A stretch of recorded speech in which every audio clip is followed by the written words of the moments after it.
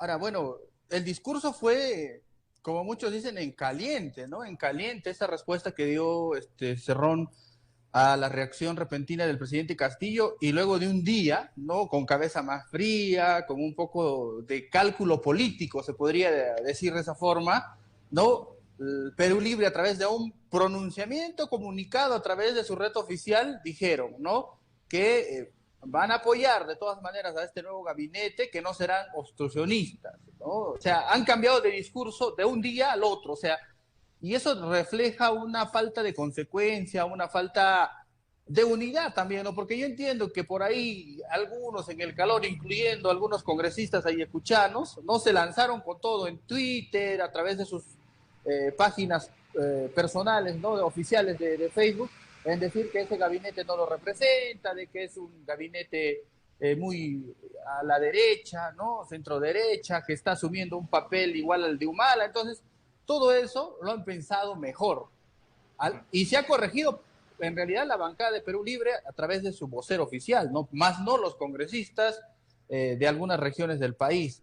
Ahora, lo que queda claro también, Chichu, es hay un divisionismo en la bancada de Perú Libre tremendo, ¿no? Mientras que Cerrón decía una cosa, otros decían, eh, interpretaban el escenario de una forma distinta, ¿no? Diferente.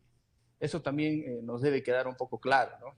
Ahora, Jorge, tú has tocado algo muy importante y que tiene que ver también con el análisis de la región de Ayacucho, los congresistas de Ayacucho. Hace una semana nos sorprendíamos los periodistas cuando escuchábamos en los medios que Margot Palacios presentaba una carta, ¿no?, a la Contraloría General de la República pidiéndole que no intervenga, ¿no?, en su trabajo que es de fiscalización, de control ante Indecopi, que justamente está pues ahí el señor Julián Palacín, el hijo de Julián Palacín, que es un argentino, Uh muy -huh. cuestionado obviamente por los medios de alcance nacional, y que curiosamente la congresista de Ayacuchá decía, te exijo que no investigues eso, que no choques con Indecopi. ¿Eso qué te hace pensar de la congresista Margot Palacio? Bueno, hay algunas acciones de los congresistas en general que reflejan, uno, su falta de experiencia política, ¿no? Para empezar, o sea, para empezar, porque uno entiende, ¿no? Está en una esfera pública muy amplia donde los ojos de las regiones y de todo el país están puestas sobre ti, ¿no? Cuando eres representante de una región a nivel del Congreso de la República. Exigir algo para limitar una función que es estrictamente, digamos, normada, ¿no? De un ente como la Contraloría, creo que es muy descabellado lo que ella ha pedido, ¿no? Entonces creo que ahí le ha faltado asesoría y le ha faltado también un poco de interpretación de la realidad, ¿no? Porque tú no eres quien para decirle a una institución del Estado como la Contraloría que no fiscalice o no se entrometa en funciones de ella, ¿no? O sea, Así es. por ahí yo interpreto que hay una falta de madurez, una falta de lectura del escenario político y una falta de interpretación de normativa también, ¿no? Ujú. Ahora, Jorge, sabemos perfectamente, ya lo hemos corroborado también, que Sari Medina, la ex candidata con el número uno de lo que fue en su, perdón, con el número, sí, De pues, ¿no? UPP, El de Unión por el UPP, Perú. así, UPP el 2020, es una de las asesoras o parte del despacho de trabajo de Margot Palacio. Y hemos visto que Sari Medina, pues en sus redes sociales tiene una postura muy radical, por así decirlo, ¿no? Muy confrontacional, de una cosa mucho más tirado para la lucha, una cosa mucho más tirado para el pensamiento de Antauro. ¿Tú crees que eso le está pasando también de alguna manera a la congresista Margot Palacios? Ahora, mira, yo en el poco contacto que he tenido con algunas autoridades regionales, ¿no? Algunos alcaldes provinciales que han tocado ya las puertas del despacho para un poco, ¿no? Tú sabes que los congresistas siempre son una suerte de nexo para poder llegar a algunos ministerios, algunos programas de la capital para poder conseguir algunos proyectos, algunas inversiones en favor de cada uno de los pueblos que representan. Por ahí a mí me han dicho, no, no lo he corroborado, pero ya me lo han comentado varias autoridades regionales, alcaldes provinciales, que hay otra persona detrás de la congresista que es la que decide más que ella, ¿no? Pero no me han mencionado nunca la figura de una mujer, me han dado la figura de un varón. No voy a decir el nombre porque no tengo la certeza total, pero Eso es lo que me han manifestado. O sea, me han dicho, hay otra persona detrás de este escenario, ¿no? A Que ver, dice que tiene un poder de decisión mayor. No me ha mencionado nombres. Tú entenderás que hay figuras de la región que son muy conocidas también en la esfera, pero eso es lo que me han mencionado, ¿no? Entonces, la postura radical de la congresista la hemos visto en reacciones de la primera vuelta electoral, por ejemplo, ¿no? Si tú analizas un poquito algunos videos, algunas imágenes de Margot Palacios tras el flash, por ejemplo, que dieron los medios nacionales, y se va con todo, ¿no? Y creo que todos han ido asumiendo un poco esa postura, ¿no? Ahora uno entendería que Alex Flores, que fue cacerista y todo ello, podría tener una reacción, digamos, mucho más explosiva, si vale el término, ¿no? O agitadora en determinado escenario, pero no refleja tanto ello, ¿no? O sea, es más cauteloso, es un poco más, entiendo, mesurado en sus posturas, que son también muy fuertes, pero que sabe controlarlas. Pero creo que la congresista Palacios le está ganando mucho más la emoción, ¿no?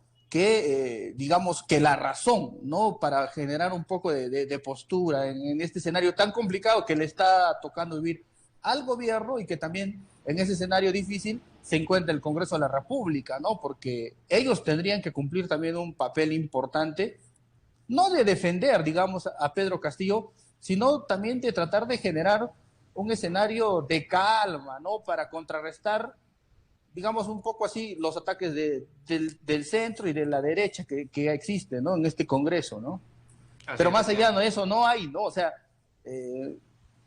les gana la emoción y termina yéndose a veces contra el propio partido. Y lo hemos visto, lo hemos escuchado en este audio de Valdemar Cerrón, ¿no? Así es. Ahora, Jorge Alberto, hemos escuchado también que casi todos los congresistas de la bancada de Perú Libre, incluidos los ayacuchanos, que es sobre todo Alex Flores, Margot Palacios, y un poquito, o mejor dicho, casi nada, el profesor Del discreto Germán Tacuri, discreto, el muy discreto, discreto, ¿no? sí, muy discreto, Aunque, Germán. aunque por ahí las sorpresas podrían salir más adelante, porque por ahí hay información de que hay un sector de Perú Libre que está gestando algo muy fuerte, ¿no? En la interna. Y entonces no sé si por ahí pueda tomar protagonismo el profesor, en este Takuri. caso Takuri, entendiéndose también de que él ha sido o es muy amigo, muy cercano del presidente Castillo desde cuando eran sindicalistas, ¿no? Cuando eran docentes, ¿no? En el ejercicio de la carrera pública. Entonces, por ahí hay muchas cosas y también hay un conjunto de disputas en la interna de Perú Libre en todas las regiones prácticamente, Francel.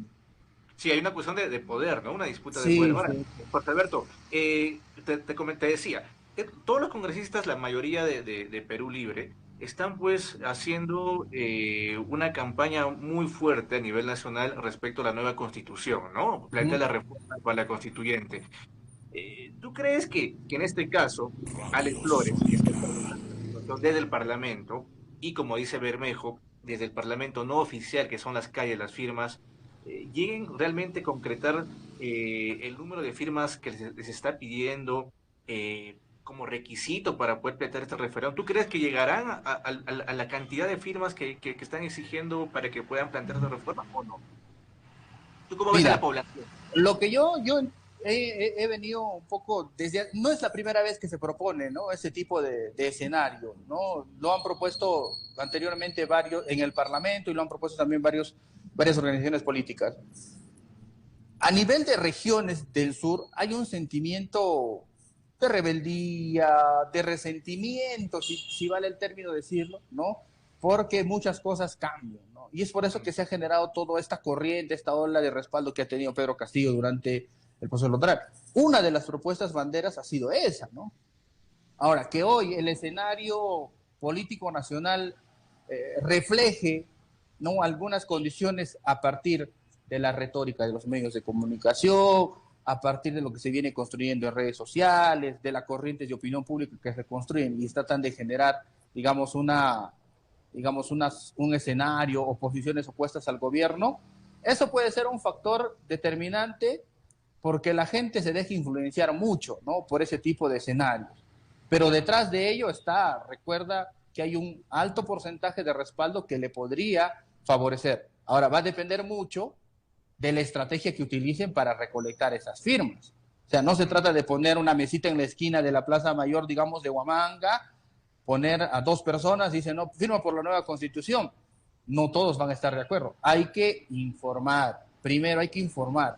Hay que educar en qué consiste ese cambio de constitución. Y eso es lo que siempre nos ha faltado, ¿no? No solamente para este tipo de normativas, sino para muchas normativas. Ni en el propio Congreso, muchos congresistas, y hay que decirlo así claramente, están muy enterados de cuál va a ser la forma, el sentido que se le quiere dar a esta propuesta de cambio de constitución política. ¿Que sería necesaria? Por supuesto que sería necesaria, ¿no? Pero hay que ver por ahí cómo se interpreta esa propuesta o esa iniciativa y cómo queremos, a qué queremos llevar, a qué modelo queremos llevar la constitución política, ¿no? Yo creo que hay muchos cabos sueltos todavía por ahí que hacen de que esa propuesta no pueda ser muy contundente, ¿no? A nivel de un escenario país como el Perú, donde nos falta pues trabajar mucho el aspecto comunicativo y eso está faltando, ¿no? Ahora, José Alberto, ¿cómo ves el tema de Iber Maraví? Iber Maraví, que ha sido ministro, se tuvo también ahí en la cuestión de prensa a un comunicador social, hincha de acérrimo de la Casa de las Comunicaciones, se ha tenido también ahí a un ex decano o decano del Colegio de Ayacucho, Pedro Castilla. ¿Cómo ves el tema de los ayacuchanos en los ministerios? ¿Cómo te pareció el papel que desempeñó Iber Maraví? Bueno, creo que el lapso del tiempo ha sido muy poco, ¿no? Como para decir que para medir o hacer un análisis del desempeño que ha tenido, ¿no? Ha estado poco, ¿cuánto tiempo? Julio, agosto, 2 meses. septiembre, ¿no? 2 meses. En 2 meses tú terminas de acomodarte. Quiero entender de que Iber Maraví pues iba desde un escenario de haber sido ex regidor, de estar en su trabajo netamente docente y ejerciendo también el periodismo, ¿no? A nivel de medios de comunicación local, ¿no? No me atrevería a dar un balance, decir, ¿no? Más que analizar un poco de repente el escenario complicado que le tocó asumir, ¿no? Complejo, ¿no? A nivel del papel de los medios nacionales y, bueno, ¿no? A salir a defenderse, básicamente, ¿no? Ujú. Eso Ahora, sería parte del análisis, más que por ahí decir que decidió esto o a favor de esto, no más que algunas decisiones que involucraron en algún momento, digamos, cuestionamientos por el tema de haberle dado legalidad al sindicato de docentes, o sea, todo ese papel, ¿no? Creo que en un ahora, escenario donde prima, digamos, ¿no? La política de gobierno, donde está pues la figura de Castillo, muchas cosas a favor de ellos se van a ir dando, ¿no? Por eso que hoy se pone mucho en tela de juicio el papel del nuevo ministro del Interior, quien es una persona que ha tenido detrás casos que involucra a gente o a la gente de la esfera, digamos, mayor de Perú Libre, ¿no? Y entonces, desde el Ministerio del Interior se puede presumir de que va a tener información privilegiada. Ahora va a depender mucho de su ética profesional, si la filtra o no, si la comparte o no con quienes todavía siguen defendiendo Perú Libre, ¿no? Entonces, hay cosas que en el gobierno no se están calculando, no se están analizando, y eso va a seguir generando un poquito de inestabilidad, aunque por otro lado va a estar pues ya con este nuevo gabinete un discurso que va a dirigir, yo creo, un poquito más consensuado, ¿no? No muy confrontacional, como era Bellido, a algunas decisiones que se puedan tomar. Y eso le puede favorecer un poco. Solo recuerda, o sea, cambias a un premier que era confrontacional y en 12 horas el dólar baja 4 céntimos. Y así va a ir descendiendo poco a poco algunos espacios. Ojalá que se propicie, ¿no? Un clima de calma, de estabilidad, por el beneficio de todos los peruanos, porque hoy se siente mucho algunos aspectos que pueden ser muy mínimos para algunos, pero que para el pueblo, para el populón, o sea, tiene mucho efecto, ¿no? Y eso tiene que ver con el alza de los precios de los productos de primera necesidad. Roberto, dos últimas preguntas para finalizar. Uno relacionado a Iber Maraví. ¿Tú has escuchado efectivamente este audio que se propaló cuando Iber Maraví asumió el Ministerio de Trabajo con un periodista, un colega de Radio Coracor en Parinacochas, donde él Uh -huh. decía de que, y cuestionaba, ¿no? El papel de Castillo, que por qué había ido con Cerrón, que ni siquiera él pensaba, no le daba ni expectativas que ganase una elección, etcétera, etcétera, pero finalmente termina como ministro. ¿Tú crees que Iber Maraví cayó en lo típico que él cuestionaba cuando era un dirigente social que decía que los funcionarios son así, son asá, que se venden el mejor postor, que por aquí, por allá. Y cuando a él lo invitan al Ministerio de Trabajo, a pesar de haber cuestionado a Pedro Castillo en campaña, asume el ministerio. ¿Tú crees que ha habido ahí realmente, como Iber dice, que no ha utilizado el magisterio para hacer campaña a favor de Pedro Castillo? Bueno, yo no tengo, digamos, evidencias ni pruebas para decir que utilizó el magisterio para hacer campaña, ¿no? Su postura ha sido clara durante la campaña política, ¿no? Él no ha respaldado. Ahora, que él tenga un nivel de cercanía, amistad con Pedro Castillo y después lo haya invitado a formar parte de su gabinete, eso es algo que él nos debería de aclarar. Y estoy seguro que si tú le preguntas, o le preguntan, o le van a preguntar más adelante sobre su breve paso por el Ministerio de Trabajo, va a ratificar que ha sido una invitación expresa del presidente de la República. Yo creo que como cualquier otro profesional o como cualquier otro ciudadano peruano capacitado para ejercer un cargo público, ¿no? Lo haría si es que un presidente de la República te solicita tus servicios. Tú, yo, quienes conocemos por ahí en la esfera pública, que tenemos las cualidades, ¿no? Está en la posibilidad de asumir un reto como ese cuando te lo solicita, ¿no? El presidente de la República, al margen de algunas cosas que puedan existir. Yo lo veo de esa forma, no lo veo muy ligado al tema político, a deudas políticas. Creo que el reflejo del primer gabinete ha sido básicamente, salvo con las imposiciones que ha tenido y que se han aclarado a nivel de la propia declaración post-renuncia de Guido Bellido, ¿no? Que dijo, el gabinete lo armaron ellos.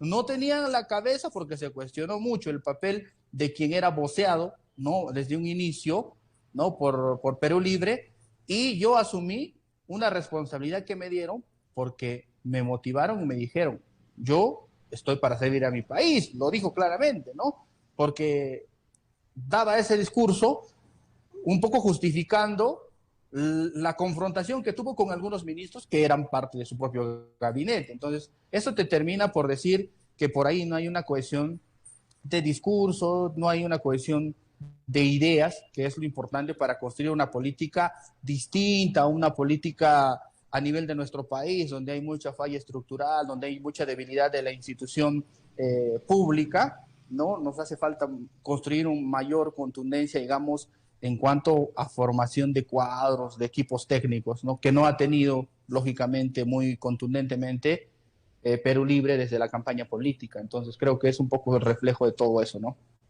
José Alberto, brevemente, Yuri Gutiérrez, ¿cómo lo ves en este ya su último año, ¿no? Porque efectivamente el próximo año son las elecciones municipales y regionales, y de ahí chao Yuri Gutiérrez. ¿Cómo lo ves hasta ahora? Brevemente, por favor. Yo desapruebo completamente su gestión, lo he dicho desde el día 5 que asumió la función como alcalde por algunas decisiones, ¿no? Debe quedar todavía por ahí un post que hice a través de mi perfil personal y una página que manejaba donde decía, ¿no? Que no iba a cumplir muchas expectativas. Se está cumpliendo un poco eso y creo que al terminar su gestión, el señor Yuri Gutiérrez debería de repente de exiliarse en otro lugar, de irse a otro espacio y no estar mucho en la figura porque no tiene, digamos, que cuestionar, no tiene, digamos, vela, ¿no? En Ayacucho para decir yo hice esto, yo hice lo otro, ¿por qué no están haciendo esto, lo otro? Porque le falta mucho, no ha hecho absolutamente nada, no tenemos obras emblemáticas. Ahora, es una gestión donde los propios actos de sus funcionarios están dando que hablar. No sé si has visto recientes conversaciones de WhatsApp que se han filtrado donde, o sea, tú no puedes menospreciar escenarios así. Si eso hablan de un alcalde encargado, imagínate en la interna de ellos mismos qué dirán de Yuri Gutiérrez, ¿no? O sea, hay muchas cosas de esta gestión provincial discreta, muy mediocre, le han dicho algunos colegas sí cuando conversamos entre nosotros, que va a dejar mucho que hablar en los próximos años, y creo que el huamanguino tiene que pensar muy bien en quién va a elegir, no al aristocrático, no al profesional con galones, que es esto, que hice lo otro, no, tiene que pensar muy bien a quién elegir en las próximas elecciones que le pueda dar talla y cambiar estos prácticamente 8 años de retraso que ha tenido Huamanga en temas básicos, transporte, desarrollo humano, el tema de comercio y mercado, y el tema del turismo que nunca hemos terminado de despegar en Huamanga. desde la gestión de Hugo Aedo. O sea, se han dejado algunas cosas como semillas y Yuri Gutiérrez no ha podido hacer absolutamente nada. Entonces, nos hace falta alguien que tome el timón de Huamanga y pueda revertir muchas cosas, porque estamos desaprobados y estamos cero en muchas cosas, ¿no? Finalmente, ya para despedirnos, el gobernador regional, Carlos Rúa, ni en la ANGR ni en el gobierno regional de Ayacucho. ¿Esa es también tu percepción o no? Mira, Rúa tiene algunos aciertos, por decirlo de alguna manera, ¿no? Algunos aciertos. Por ahí están ya saliendo a relucir algunos proyectos, por ejemplo, importantes que se van a anunciar, pero que no los va a terminar él de concretar. Va a ocurrir una cosa que tiene que ver mucho, y que también seguramente de repente en Huamanga, ojalá en Huamanga pase lo mismo, con el tema de esta modificación del SNIP al INVIERTP, que ha sido todo un trance, ¿no? O sea, estas gestiones últimas son básicamente gestiones municipales, regionales, de la promo, digamos, por llamarlo así, los INVIERTP o los COVID, ¿no? Que han tenido detrás de ellos efectos de recorte presupuestal por el tema de la emergencia sanitaria y todo ese escenario. Entonces, se están terminando de acomodar algunos bien y algunos no. Ojalá que Rúa pueda terminar los hospitales estratégicos que se iniciaron, pero por ahí tiene cosas negativas, ¿no? Un programa regional de irrigación que no ha terminado por solucionarlo y que está en sus manos, ¿no? O desactivarlo o liquidarlo, ¿no? Pidiendo el respaldo del Consejo Regional. Bueno, okay. Veo a un gobernador que pide respaldo para otras cosas, pero no para asuntos realmente de gran importancia, como es ver el tema PRIDER. Hay obras y se está regalando plata en el PRIDER, pero las obras nunca terminan. Eso es una gran preocupación que no puede resolver esta gestión. Otro tema del gobernador y que llama mucho la atención es la mayoría de sus plantas de oxígeno que se han instalado en los últimos meses están abandonadas, no tienen mantenimiento, se están produciendo oxígeno sobre el 50% de su capacidad. O sea, eso te dice también mucho de la capacidad de programación, de gestión, de diálogo, de conversación. No solamente se trata de vender tu imagen personal, sino también hay que ver más allá de ello. Y en eso es una cosa que siempre falla, ¿no? El gobernador vende más su imagen personal, yo, Carlos Rúa, que decir que el gobierno regional o que Ayacucho está cambiando por esto se están haciendo estas cosas. El escenario no es complejo, sigue quejándose mucho del cambio constante como esto, de los premiers, de las autoridades nacionales, y eso no le favorece mucho, ¿no? Él ha sido elegido para trabajar, para gobernar, para ver las mejores condiciones de la región, y debe enfocarse más en eso que seguir permanentemente quejándose, ¿no? De lo que ha pasado antes y de lo que afecta hoy a su gestión. Creo que ahí ha reflejado que no es tanto muy técnico, ¿no? Como se pintaba. Exacto. Muy bien, Jorge Alberto, te agradezco muchísimo por estar con nosotros.